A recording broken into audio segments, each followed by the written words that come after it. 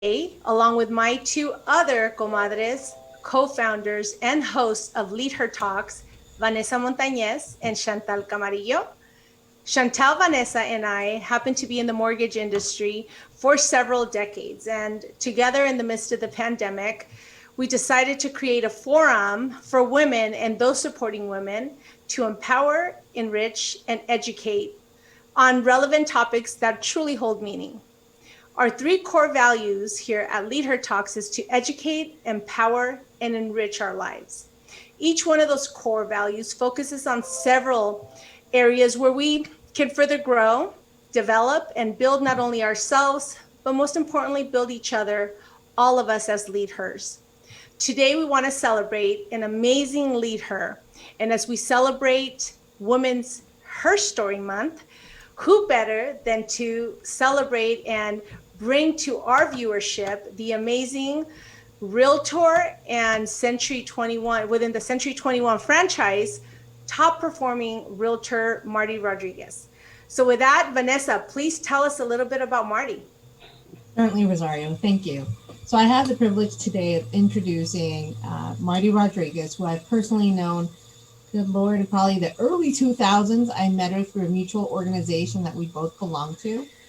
And when I thought about to bring an amazing speaker for Women's History Month, Women's HERstory Month, I only thought of Marty for several reasons. Year over year, she's the top of the top when it comes to Century 21 as a realtor. She's been the number one sales team for 13 consecutive years, 13, and this is just recently because before in her career, also consecutive. Number one sales team in the world for 6 consecutive years from 2014 to 2019, and number 2 in the world for 2020. And that is no feat. That is like the highest number that you can reach. So Marty is incredible, but she knew at an early age, she had a personal mission out there. Marty is the owner and business owner, England Door, for Century 21 Marty Rodriguez, and it has exceptional service, and she stands out above all the rest.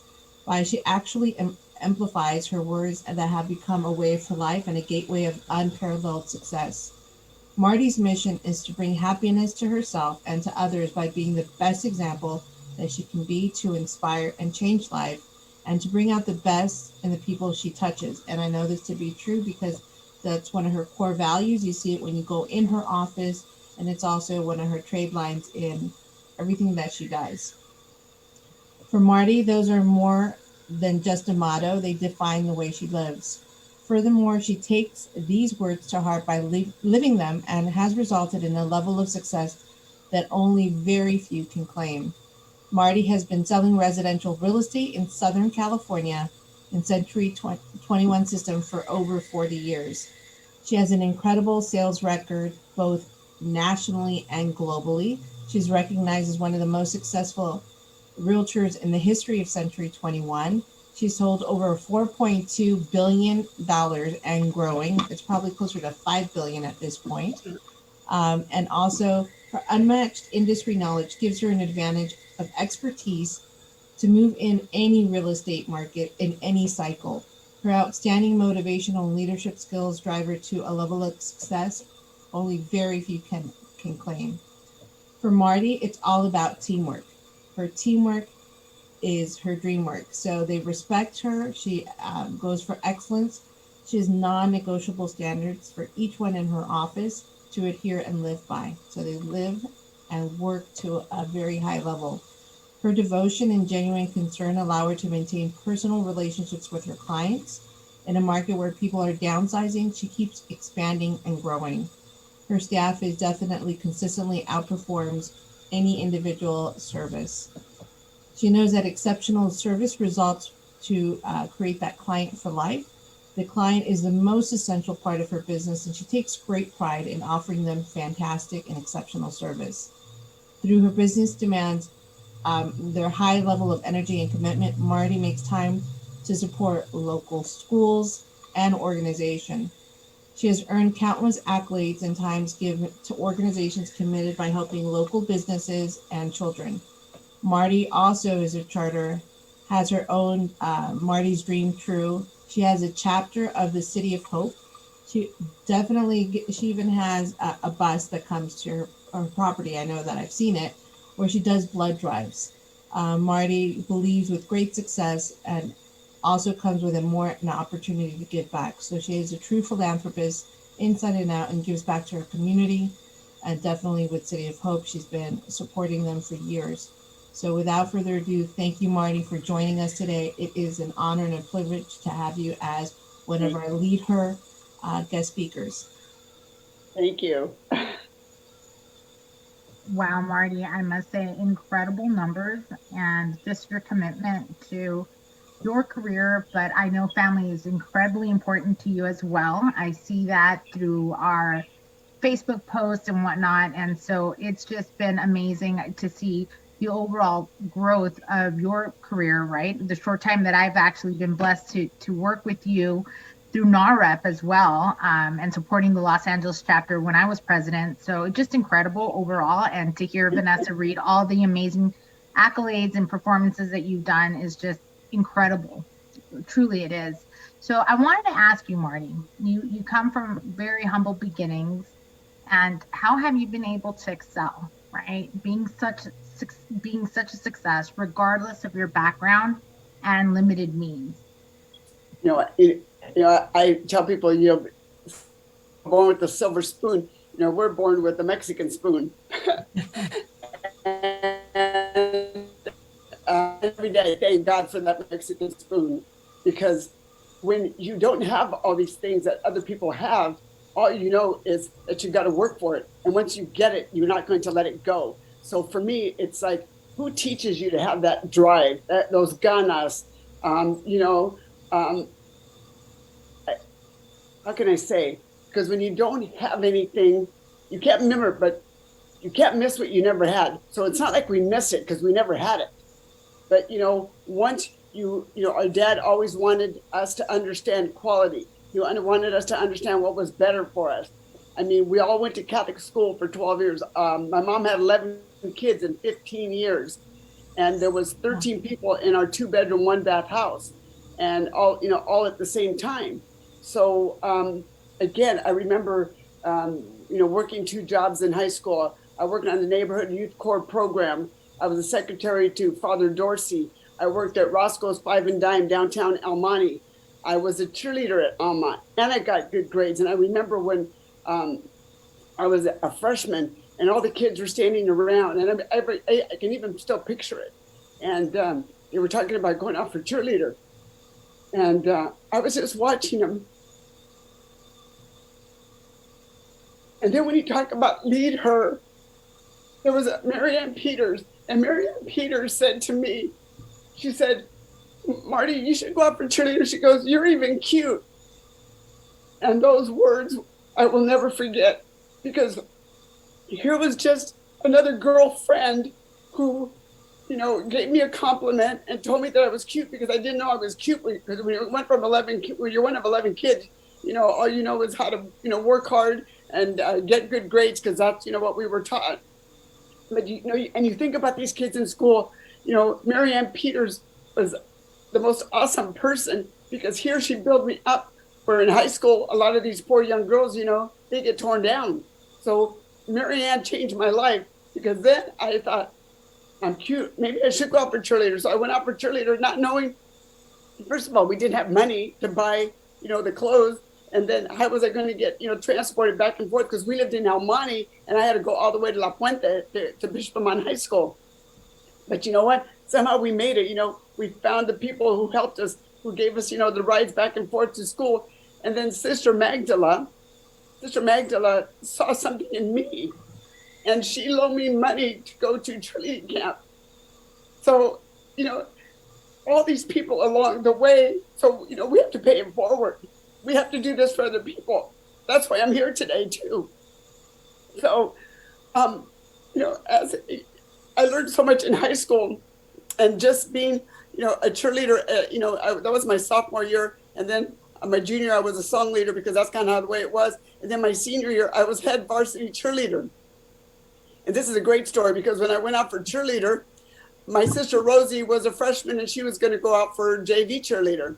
So, we did all our things, we practiced hard, and then we all voted, and then my sister Rosie didn't make it.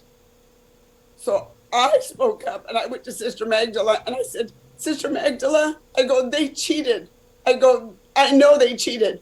So they went back and they counted all the votes, and sure enough, they cheated. And so my sister was the fifth cheerleader that year when they only had 4. But again, we have to speak up for these people, speak up for the people that aren't going to speak up for themselves, who have talent, who are great, and sometimes don't know how to open their own doors. We have to open it for them. And whether you're a teenager or you're 70 years old, you have to do this all along the way to lift all these women up who are coming with you. And what's really funny is, the kids at school started calling me Marty because my real name is Martha, and I spell it with the Y. Well, I have a deep voice. So a lot of times, when I'm talking to people on the phone, they call me Mr. Rodriguez. And I think to myself, I wonder if they're treating me different because they think I'm a man, because I don't tell them any different. I just let them talk.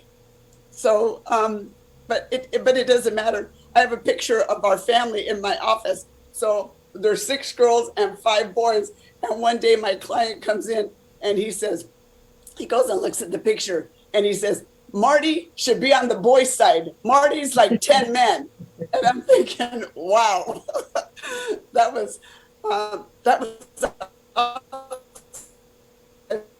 made me feel good because, Mom was the, pioneer of women's rights. My mom raised us the same. She wanted the girls to have the same education as the boys because when she grew up, it wasn't that way for her. So growing up, I never felt any different than the boys. We were going to be educated like them. We were going to do the things that, that we could, all that in those days, that we could compete in because, we weren't allowed to compete in certain things because, for me growing up, it was a man's world. But, I felt that I didn't let that get in my way because even growing up, I know we were from the poor side of town, but I didn't feel poor because my dad never talked about us being poor. He never told us people are not going to let you do this or people are not going to let you do that. We never heard those words. All we know is what we could do, not what we couldn't do. So I think, that made a big difference because, I had the same boyfriend in high school for 4 years. And I know his mom didn't like me. I think she didn't like me because I was Mexican. They were Italian. And, but you know what? Big mistake, lady.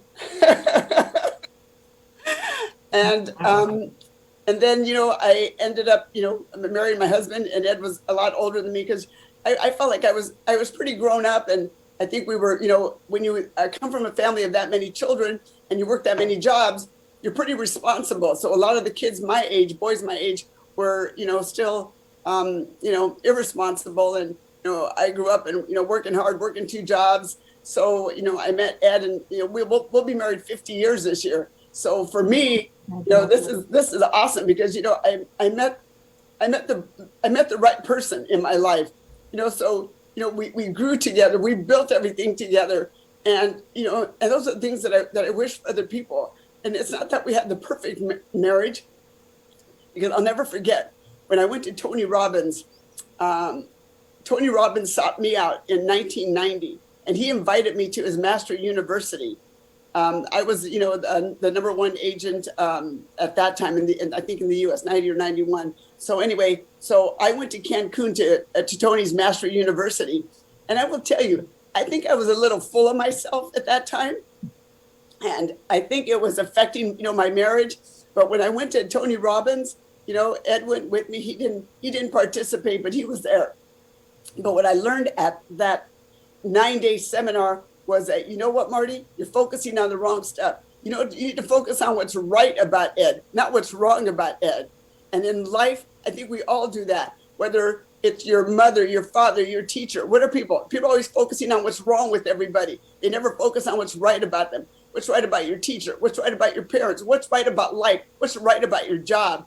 And I think that's the main thing that I learned at Tony Robbins. And I feel that either saved my marriage or made my marriage even stronger and better.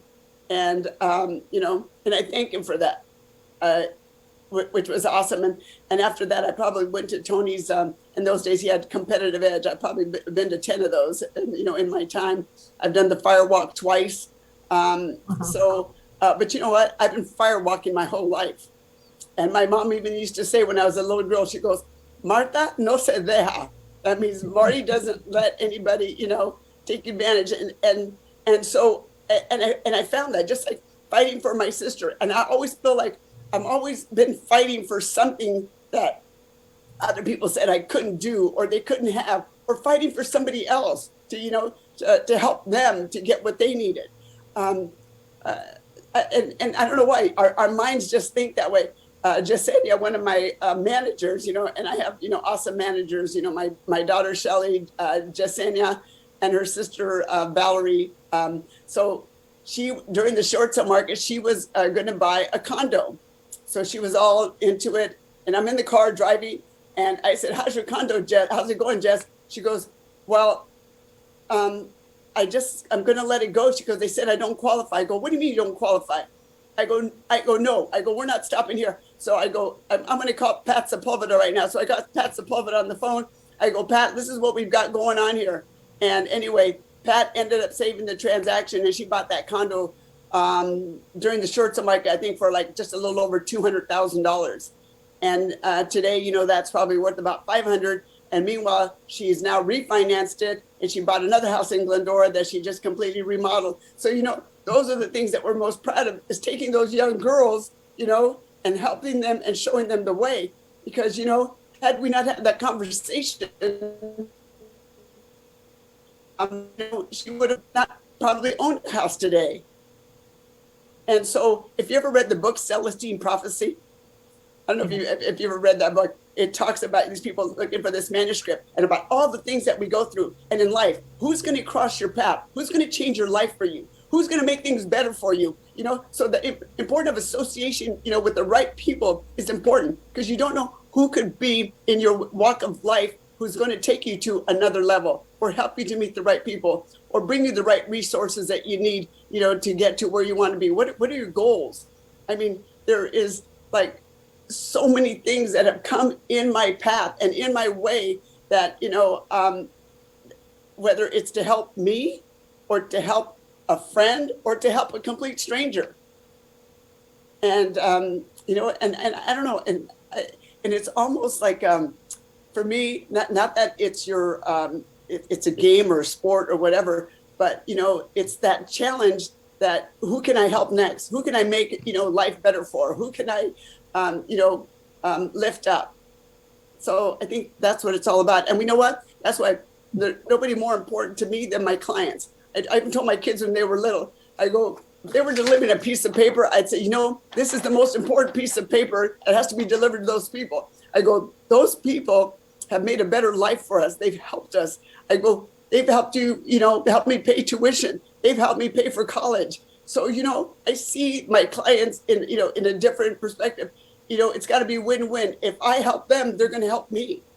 So, and I want to teach my, my children, both my kids, they are hard workers. And I'm lucky that I get to work with them, because I am a workaholic, and I'm okay with that. They're okay with that. I'm not going to change for anybody. Somebody told my husband one time, he says, Marty works too much. He goes, you don't understand. He goes, if Marty was selling candy, she'd sell it just like this. It wouldn't be any different. So, it's what we believe in. It's what we love. It's what we want to do. And people said to me, when you could retire? I go, when I'm dead. I go, because I can sell real estate until I die. My husband could not do construction work until he did, because construction is hard on their body. It's hard on, on so many things. So, when Ed's time came, I said, Ed, just retire. Your body can't take it anymore. I said, you can help me, you can help me, work on my business. So, so I knew that, I understood that. And I never treated him like, this is my money. No, this is our money. We built this together, my kids, all of us. This is all about the whole family. And then I want to make sure my team members make money, because if everybody's making money, everybody's happy, everybody's productive, and, and you have a great team. And, I don't want to be greedy with my people. Absolutely. No, absolutely. You are definitely not greedy. You definitely pay it forward. And clearly, with everything you shared for our viewership, I mean, you're extremely passionate, altruistic, and I've seen that firsthand. And so I congratulate you for sharing even the memories of you being a child and how this one person was able to lift you up. And I think that's really important that we focus on the positive to lift everyone up, whether woman, male, female, whatnot. We should be helping one another because I do believe it comes back tenfold to bless us in our lives and in our careers, Chantel, when you are, working your way up the ladder, people try to put you down. And I learned a long time ago, what those people think about me is none of my business because I know who I am. I know what I've done. I know what I've accomplished. And, as you climb higher up the ladder, you see less of those people and you hear less of them. You know what I mean? Because, you've proved yourself. And then the people that, learn to respect you. I love what you just said, Marty, as I am a avid listener to Brene Brown, and that's one of the things she always says is what other people think of you, remember, it's none of your business. And it's a little tough sometimes to walk away from that and not have it sit there, right? But it's great advice, and I'm so happy you shared that with our viewership. So one of the things I had not heard some of the stories in the past. I've seen you through many of our, conventions and whatnot that we go to. And just so you know, I'm sitting there looking at you and just so proud being in our industry, a real estate professional, and continuously just being at the top of your game. And for me, being a Latina is just, takes the cake. It's just when I see you get those awards and I've had the opportunity to witness it, it's just, it puts me in a whole different level, and I'm walking on cloud nine, probably feeling the same emotions you do because you make me proud. So with that, from one cheerleader to another, or former cheerleader to another, that really touched me. A lot of commonalities, honestly. So thank you for sharing. But I will ask you this, given the pandemic and where our lives have really just come about and seeing how tenacious you are, that spirit you have, in this last year, I'm sure you have a lot of great things to share, how your business maybe had to pivot, what you had to implement, and yet keep consistent with your production. You shared with us, you come from a life of abundance, right? That mindset, from abundance with your team, with yourself, with your family. But how did you pivot this past year to maintain that such high level performance? I've been pivoting my whole life, because I've been through the good, bad, and the ugly. I sold houses at 18, 19, 20% in 81, 82, 83. And then, the market went up to 1989. And then the market took a nosedive to 1997. And then the market started to climb back up from 1997 to 2007, propelled by, stated income loans.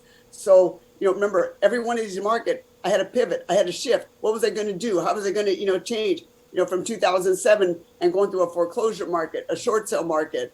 And then now when in March, I remember we went home, I think it was March 19th. It was like, oh my God, it's like, we didn't know what was going to happen. We were all kind of in the dark. And then pretty soon, I think everybody says, okay, we're going to be okay.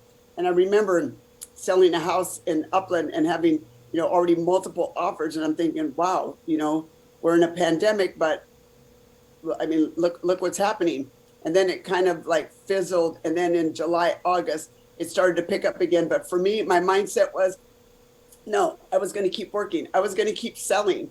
Where other people were seeing it as a negative, I'm like, no, I've been through, many bad situations. I just have to find my way through this market. How am I going to do it? So I just kept prospecting. I kept, working on, because I work on pretty much on the listing side, and then, clients, were still calling me. So I think I worked harder on the prospecting than I did before, to get those listings. But then everything started to happen. And then pretty soon it was like, oh my gosh, 25% of the people can't make a house payment, but real estate is on fire. All of a sudden, people are working from home. They understand the importance of home. Now they want to add an office. They either going to add on to their house. So construction is, crazy. Materials are hard to find. People are, moving out of the cities and into the suburbs. So now we have, a lot of buyers and not enough sellers, because some of the sellers are still not sure, where other sellers like, oh my gosh, you know what? I'm going to get top dollar. I'm moving. I'm going to retire. I've got clients moving to Idaho, Texas, Arizona, the Carolinas. But guess what? Every one of those people that moves out, there's 10 to 20 people waiting to buy that house. They're waiting in line. And these people that tell you they're waiting for a foreclosure market, olvídate, because it ain't going to happen, guys. Because all these people that even are in trouble, if they have to sell when the time comes, they have equity. So they will be able to sell their home. They're not going to lose their houses. So understand that, what's going on right now. So, and all the buyer cares about is affordability. As long as they can afford the payment, they don't care that they're paying more money for it. They're getting the house that they want. The house is more important to them than the interest rate. In fact, I heard that on Tom Ferry this morning, and it's so true. So, we are lucky that we are in real estate. We are very fortunate to be in this industry, and we will continue to work hard. Help people reach their goals. Some, like I said, my clients are retiring or just moving out of state, but all these young people waiting in line to buy their houses. So, if they're waiting for something to fall, something to go down, I don't see that happen. Even if the market went down a little bit, big deal. Afford the payment. Remember, all these buyers qualified. This is not 2007. They qualified for these houses. They couldn't afford the payment. They're looking for affordability. And as long as they can afford the payment, they know if it goes down, it'll come back up, and they're not going anywhere. They're staying there. A house is the most important thing to somebody today, because today people are living in their houses, and they're going to fix them, improve them. In fact, I'm getting ready to build a house right across the street from this house. So I'm working on that right now myself. And I said, I said, I can't remodel this one, so I'm going to build one across the street, move there, and then I'm going to tear my house apart, and then I'm going to redo it, and then I'm going to move back. So I'm kind of excited about that, because I have an awesome view. So I don't want to give up my lot. Very nice. Very nice. And Marty, as we're celebrating Women's History Month, I could not think of anyone more successful as a realtor than you. What important message would you want to share with other women? Oh my gosh. Know that,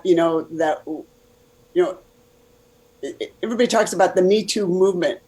You know what? I've been living the Me Too my whole life, because it didn't matter who got in my way. I knew that I could do it. I can do it just as good as almost, any man can do it. And I've done it, in my industry. I can compete with, with the man or whoever, wants to compete with me. I'm okay with that. And I guess I don't even like to just say, it's a man or woman. No. May the best person win. It doesn't matter who you are. We have sons, we have daughters. Teach them that, the best person is going to win the job, no matter who they are. We have to give, our boys, just as much hope as we give our girls. Absolutely. So, I know one of the questions was, the most influential woman, and that is probably the most influential woman is my mom. My mom was, amazing, raising all those kids, and we were so clean. And even today, I tell people it doesn't cost money to be clean. Your whites are white. You're clean, and that doesn't cost a lot of money. And we always look nice in school.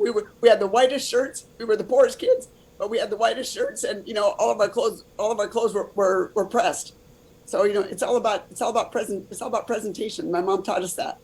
And then like one of my favorite people is definitely Oprah, because Oprah came from this same way, humble beginnings. And I mean, just to listen to her, I never get tired of hearing her speak, and how she speaks, and she's so eloquent, and she's so just like so amazing and so real. And I just feel like Oprah is one of us. You know, she's Yeah. she's just a, you know, she's just a real person. I just love her. And so those are the kind of people that we need to look up to, you know. And we need to be good mothers ourselves to raise, you know, to raise great children. And I am, you know, like I said, you know, very proud of my kids. You know, the apples don't fall too far from the tree. You know, even today I say, oh my God, I sound like my mom, or I sound like my dad. And you know what? That's good. I'm very proud of that, you know.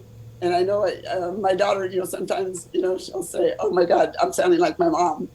Well, you know what? It's a good thing. You know, we have to be great examples for, you know, our kids. You know, your kids can only rise to the level of the leader, and that's us girls. Absolutely. I mean, you've shared so much with us. I'm just in awe and so grateful. And so with that, we all are LeadHERs. So Marty, what does a LeadHER mean to you? Oh my gosh. I always said, you know, so many people look up to me, and I take that responsibility very seriously.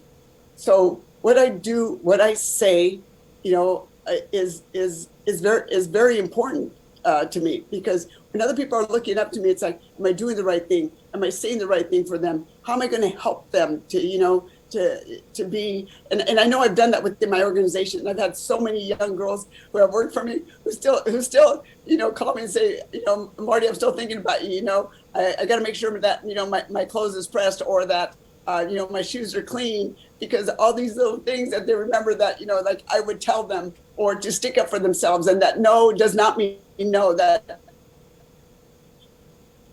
you know, there could be a yes behind all these no's that people give them in life. I remember one of the girls, she was getting airline tickets or something, and she said, well, somebody, they weren't going to change, or she was going to lose her money. I go, no, get on the phone right now, and you're going to say this, and you're going to say that. And I, you know, even to this day, she learned, she goes, that no does not mean no. People are going to try to stop you, but you got to get past that. You know, that's what sales is all about. I mean, how many times do people tell us no? And we have to get past no to make the sale, or, you know, to win the client over. So I think that's, you know, being, like I said, being a leader is, you know, people look up to us. So be careful what you say, be careful what you do, you know, and sometimes, you know, we have to think it out, you know, before we speak, because we want to help these young girls to be, you know, awesome, strong women. Excellent point. Thank you so much, Marty, for sharing your wisdom, your experience, and your wonderful stories. We're living through them through you. So we're going to close this segment, but we want to hear from you, leaders. We hope we have provided you some inspiration as we celebrate Women's HERstory Month. One of my favorite quotes, I think, when I hear this is, if I can see her, I can be her. And I'm a firm believer that we need to lift each other just like Marty has and pay it forward. So we promise next week's Leader Talks is one you don't want to miss. We will continue to celebrate Women's History Month, and we're going to celebrate an incredible leader who is a leader in the Asian American Pacific Islander community, and she has an important message that she wants to share with us all. So don't forget to like us, share our feeds with others, and invite more leaders to join us here at this open forum where we want to enrich, educate, and empower other amazing individuals. We want to say thank you and stay tuned for next week. Bye-bye. Bye. Thank you. Bye-bye. Thank you. Bye-bye.